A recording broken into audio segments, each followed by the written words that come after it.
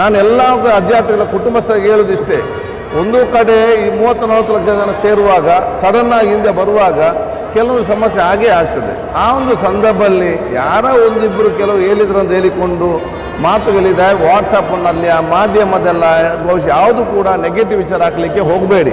और एक खुशखबरी ये है कि जो बच्चों का कैंसिल किए थे 12 ईयर्स टू 16 ईयर्स वो कैंसिल कर चुके हैं. सऊदी गवर्नमेंट ने कैंसिल करके तमाम बच्चों को फिर री वीज़ा इशू कर चुके हैं. मैं माजिद, आप देख रहे हैं आपकी आवाज़. 2026 हज का तीसरा काफिला जो है यानी कि थर्ड फ्लाइट जो है आज यहाँ से रवाना हो रही है. आज तकरीबन 300 चिल्लर हाजी आज भी यहाँ से रवाना हो रहे हैं. जब अब तक जितने भी हाजी वहाँ पर गए थे उन सारे हाजियों ने वहाँ का रिव्यू दिया है यहाँ के चेयरमैन जुल्फ़िकार अहमद टिप्पू को कि उनके जो अजीज़िया में रूम हैं वो सारे बेहतर हैं और कोई तकलीफ़ नहीं है हाजियों को. जो भी अगले हाजी जाएंगे उनको भी शायद अल्लाह करे कि उनको भी कोई तकलीफ़ ना आए, वो भी एकदम आराम से रहें. जो भी हाजी यहाँ से जा रहे हैं हज कमेटी यहाँ के जो अरेंजमेंट्स कर रही है उसको देखकर जो है सारे हाजी या हाजी के जो हाजियों को छोड़ने के लिए आए हैं उन सारों ने जो है यहाँ पर रिव्यू दिया है. जो भी हज कमेटी का जो भी इंतज़ाम है वो एकदम बेहतरीन इंतज़ाम किया गया है. और एक खुशखबरी मैं जो सुनाना चाहता हूँ कि इस बार जो है 12 से 16 साल के बच्चों का जो भी वीज़ा यानी कि कैंसिल हो गया था फिर से जो है सऊदी हुकूमत ने जो है उन सारे बच्चों का वीज़ा अप्रूव कर दिया है. अब वो सारे बच्चे जितने भी लगभग यहाँ से 30 या 35 बच्चे थे जो यहाँ से उनका वीज़ा कैंसिल हो गया था, लेकिन फिलहाल जो है उनका वीज़ा फिर से रिन्यूअल हो गया है, वो फिर हज कूद जा सकते हैं. तो चलिए सुनते हैं हज कमेटी के चेयरमैन जुल्फ़िकार अहमद टिप्पू और यहाँ के जो वो लोग हैं यहाँ पर जो हाजियों को छोड़ने के लिए आए थे उन लोगों का क्या कहना है. ಕರ್ನಾಟಕ ರಾಜ್ಯ ಹಜ್ ಕಮಿಟಿಯಿಂದ ಬಹುಶಃ ಈ ವರ್ಷ ಪವಿತ್ರವಾದ ಹಜ್ ಯಾತ್ರಿಗಳಿಗೆ ಬಹುಶಃ ಇವತ್ತು ಯಾರಲ್ಲಿ ಹೋಗ್ತಾರ ಅದಕ್ಕೆ ಇಲ್ಲಿಂದ ಬೀಲ್ ಕೊಡೋ ಸಮಾರಂಭ ಜೊತೆಯಲ್ಲಿ ಅವರು ಅಲ್ಲಿಗೆ ಮುಟ್ಟಿ ಅಲ್ಲಿ ಎಲ್ಲ ವ್ಯವಸ್ಥೆ ನೋಡಿಕೊಂಡು ಮತ್ತೆ ಹಿಂತಿರುಗಿ ಬರಲು ಕೂಡ ಏನು ಜವಾಬ್ದಾರಿ ವಹಿಸಿದ್ದಾರೆ ಆ ಜವಾಬ್ದಾರಿ ಮತ್ತು ಅತ್ಯಂತ ಪ್ರಾಮಾಣಿಕತೆಯಿಂದ ಅತ್ಯಂತ ಬದ್ಧತೆಯಿಂದ ನಿಷ್ಠೆಯಿಂದ ಅದನ್ನು ಕೆಲಸ ಮಾಡ್ತಿದ್ದಾರೆ.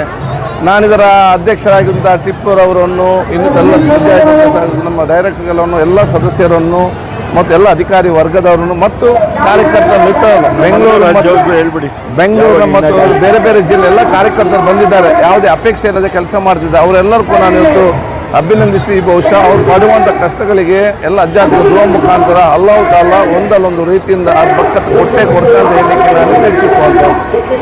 ಎರಡನೇದು ಬಹುಶಃ ಮಂಗಳೂರಿನಲ್ಲಿ ಕೂಡ ಈಗಾಗಲೇ ಬಹುಶಃ ಇವತ್ತು ನಮ್ಮ ಅಲ್ಲಿ ಸ್ಥಳವನ್ನು ಬಹುಶಃ ಇವತ್ತು ಅದನ್ನು ಖರೀದಿಸಿ ನಮಗೆ ದಾನವನ್ನು ಇವತ್ತು ಇನಾಯತ್ ಮಾಡಿದ್ದಾರೆ. ಹಜ್ ಕಮಿಟಿ ಮುಖಾಂತರ ಈಗಾಗಲೇ 10 ಕೋಟಿ ಇವತ್ತು ಸ್ಯಾಂಕ್ಷನ್ ಆಗಿದೆ. ಹಜ್ ಕಮಿಟಿಯ ನಮ್ಮ ಮಂತ್ರಿಯಾದ ರಹೀಮ್ ಖಾನ್ ಅವರು, ಮೈನಾರಿಟಿ ಮಿನಿಸ್ಟರ್ ಆದಂಥ ನಮ್ಮ ಜಮೀರ್ ಅಹಮದ್ ಅವರು, ನಸೀರ್ ಅವರು, ಟಿಪ್ಪು ಅವರು, ಮುಜಾಹಿದ್ ಅವರು ಎಲ್ಲರೂ ಕೂಡ ಸೇರಿಕೊಂಡು ನಮಗೆ ಸಂಪೂರ್ಣ ಜಿಲ್ಲೆಗೆ ಒಂದು ಮಾದರಿ ಮತ್ತು ಒಂದು ಮಾರ್ಗದರ್ಶನ ಕೊಟ್ಟಿದ್ದಾರೆ, ಯಾವ ರೀತಿ ಬರಬೇಕು ಏನು ಆಗಬೇಕಂತೇಳಿ. ಅದಕ್ಕೆ ಅನುಗುಣ ನಮ್ಮ ಕರ್ನಾಟಕ ರಾಜ್ಯ ಹಜ್ ಕಮಿಟಿಯ ನಿರ್ದೇಶನ ಮತ್ತು ಮಾರ್ಗದರ್ಶನದಲ್ಲಿ ಅವರು ಸೂಚಿಸಿದ ರೀತಿಯಲ್ಲೇ ಒಂದು ಪವಿತ್ರವಾದ ಭವ್ಯವಾದ ಹಜ್ ಭವನವನ್ನು ಕೂಡ ಇವತ್ತು ನಿರ್ಮಿಸಲಾಗುವುದು. ಇದಕ್ಕೆ ಅನುದಾನ ಬಿಡುಗಡೆ ಮಾಡಿದಂಥ ಕರ್ನಾಟಕ ಸರ್ಕಾರ ಸನ್ಮಾನ್ಯ ಮುಖ್ಯಮಂತ್ರಿ ಅವರಿಗೆ, ಸಿದ್ದರಾಮಯ್ಯ ಅವರಿಗೆ ಮತ್ತು ಉಪಮುಖ್ಯಮಂತ್ರಿ ಡಿ ಕೆ ಶಿವಕುಮಾರ್ ಅವರಿಗೆ ಎಲ್ಲರ ಪರವಾಗಿ ನಾನು ಶುಭಾಶಯ ಸಲ್ಲಿಸ್ತೇನೆ. ಸರಿಗಿಂತ ಸಂಖ್ಯೆ ಈ ಸರಿ ಜಾಸ್ತಿನೂ ಆಗಿದೆ, ಈ ಸರಿ ವ್ಯವಸ್ಥೆನೂ ಕೂಡ ಟೆಸ್ಟ್ ಮಾಡಿದ್ದಾರೆ, ಏನು ಹೇಳಕ್ಕೆ ಇಲ್ಲ ಅದಕ್ಕೆ ಅಭಿನಂದಿಸ್ತೇನೆ. ಯಾಕೆಂದರೆ ಒಂದು ವ್ಯವಸ್ಥೆ ಮಾಡುವಷ್ಟು ಸುಲಭ ಇಲ್ಲ, ನೋಡುವ ಭಾಳ ಸುಲಭ ಕಾಣ್ತದೆ. ಅದರ ಹಿಂದೆ ಪಟ್ಟಂಥ ಶ್ರಮ, ಪಟ್ಟಂಥ ಜವಾಬ್ದಾರಿ ಮತ್ತು ಅದರ ರಿಸ್ಕ್ ಏನಾದರೂ ಸ್ವಲ್ಪ ಹೆಚ್ಚು ಕಮ್ಮಿ ಆದರೆ ನೀವೆಲ್ಲರೂ ಸೇರಿ ಮದುವೆಯವರಿಗೆ ಬೈಯುವಂಥದ್ದು. ಆದ ಕಾರಣ ಎಲ್ಲ ರೀತಿ ನೋಡಿಕೊಂಡು ಎಷ್ಟು ಮ್ಯಾಕ್ಸಿಮಮ್ ಮಾಡಲಿಕ್ಕೆ ಸಾಧ್ಯ ಅಷ್ಟು ಮಾಡಿರ್ತಾರೆ. ಕೆಲವೊಮ್ಮೆ ಹ್ಯೂಮನ್ ಎರರ್ ಹಾಗೆ ನಾವೆಲ್ಲ ಮನುಷ್ಯರು ಹೆಚ್ಚು ಕಮ್ಮಿ ಕೆಲವೊಂದು ಕಡೆ ಹಾಗೆ ಆಗ್ತದೆ. ಇಷ್ಟು ದೊಡ್ಡ ಕ್ರೌಡ್ ಇಷ್ಟು ವ್ಯವಸ್ಥೆ ಮಾಡುವಾಗ ಅದನ್ನೆಲ್ಲ ನಾವು ಸಹಿಸ್ಕೊಳ್ಬೇಕು, ಅದನ್ನು ಅರ್ಥ ಮಾಡಿಕೊಳ್ಬೇಕು. ಅದಕ್ಕೆ ಮಾಡ್ತಾರೆ ಎಂಬ ವಿಶ್ವಾಸ ನನಗೆ ಇದೆ. ಒಂದು ವರ್ಷ ಇಲ್ಲೇ ವ್ಯವಸ್ಥೆಯನ್ನು ಕಳೆದ ವರ್ಷ ಕೂಡ ಚೆನ್ನಾಗಿ ಮಾಡಿದರು.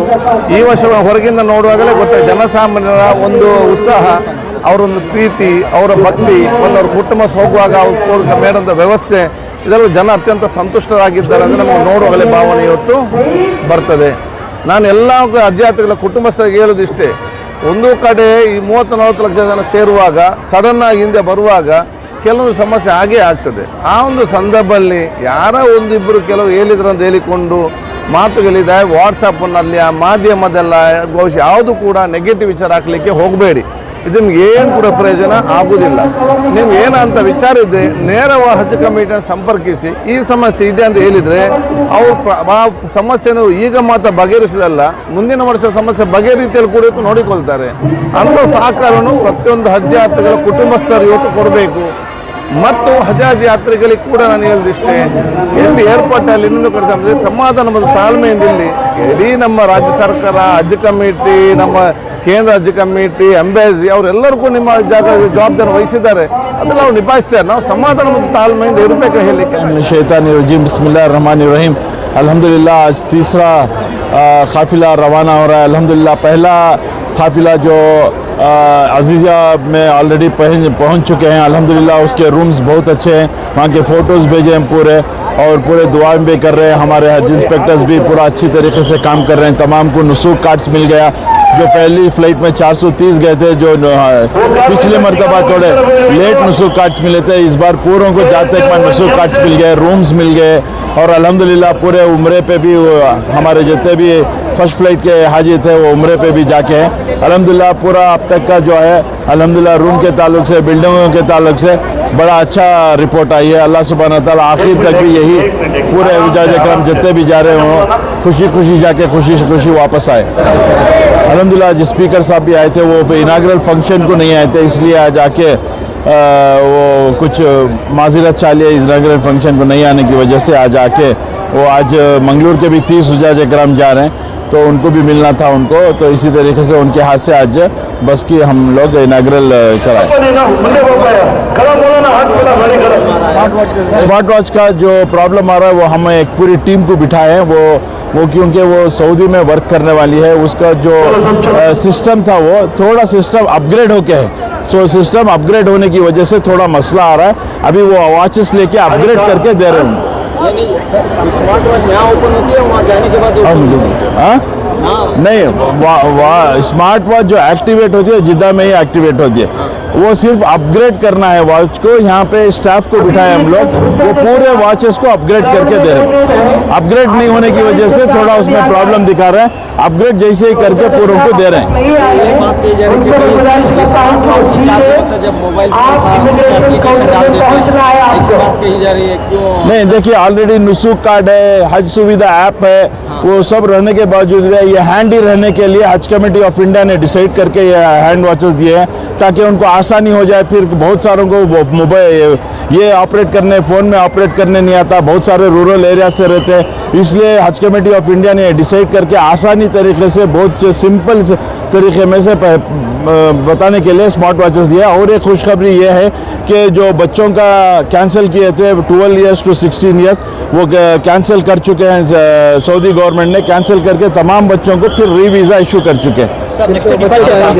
12 साल और 16 साल के जो कैंसिल किए थे वो बच्चों को। सर अगली फ्लाइट कब है सर? इतवार के दिन है शाम में। बीच में गैप है, फिर इतवार के? हाँ, इतवार से कंटिन्यूस फ्लाइट्स है, 21 तक कंटिन्यू। आज हमारे मौलाना अलीम साहब की